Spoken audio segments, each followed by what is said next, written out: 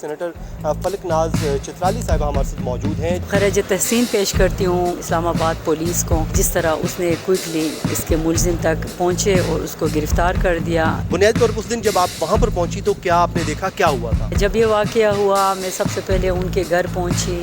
السلام علیکم، میں فیاض محمود ہوں ایکسپریس نیوز کے لیے، اور اس وقت ہم ڈسٹرکٹ کورٹ میں موجود ہیں۔ اب سے کچھ ہی دیر قبل ثنا یوسف قتل کیس کی سماعت ہوئی ہے، جس میں ملزم عمر حیات کو عدالت میں پیش کیا گیا۔ تو آج کمرہ عدالت میں جو ماحول تھا وہ ہم اس پہ بات کریں گے، لیکن اس وقت سینیٹر فلک ناز چترالی صاحبہ ہمارے ساتھ موجود ہیں، جو وہ پہلی خاتون ہے جو اس وقت ان کے گھر پہ بھی سب سے پہلے پہنچی تھی۔ تو ہم ان سے بات کرتے ہیں کہ آج کی جو عدالتی کارروائی ہے میڈم وہ کیا ہوئی، اور بنیادی طور پر اس دن جب آپ وہاں پر پہنچی تو کیا آپ نے دیکھا، کیا ہوا تھا؟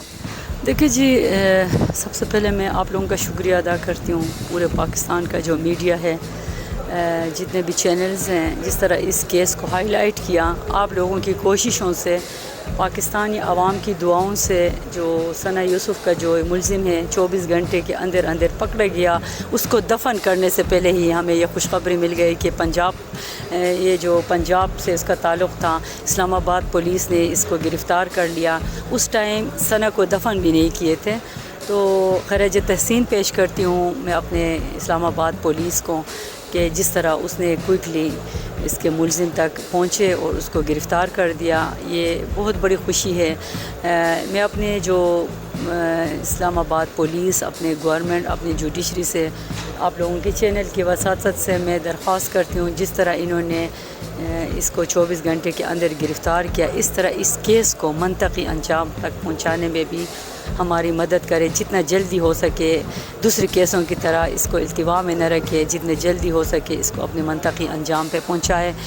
ظاہری بات ہے، ہماری بیٹی ثنا یوسف جو تھی وہ واپس تو نہیں آئے گی۔ وہ ایک پھول جیسی بچی تھی، آپ سب لوگوں نے دیکھا ہوگا۔ اس کا قصور کیا تھا؟ اس کا قصور صرف یہ تھا، وہ پاکستان میں پیدا ہوئی تھی۔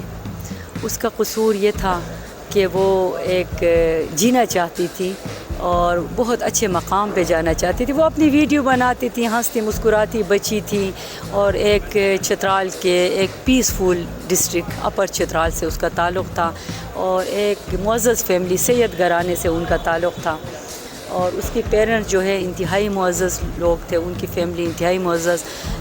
جب یہ واقعہ ہوا میں سب سے پہلے ان کے گھر پہنچی۔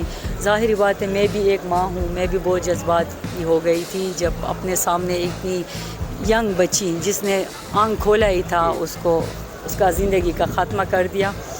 تو میں جب اس کے گھر پہنچی، میں ان کے پیرنٹس کو دیکھ کر مجھے بھی صبر آ گیا۔ وہ جس طرح صبر کا مظاہرہ کر رہے تھے، اس کی ماں صرف یہی کہہ رہے تھے، اس کے والد صاحب صرف یہی کہہ رہے تھے، ہم نے نہ ہمارے کسی کے ساتھ دشمنی ہے، ہم پیسفل لوگ ہیں، نہ ہمارے کسی کے ساتھ دشمنی ہے، نہ ہماری بچی کا کسی کے ساتھ تعلق ہے۔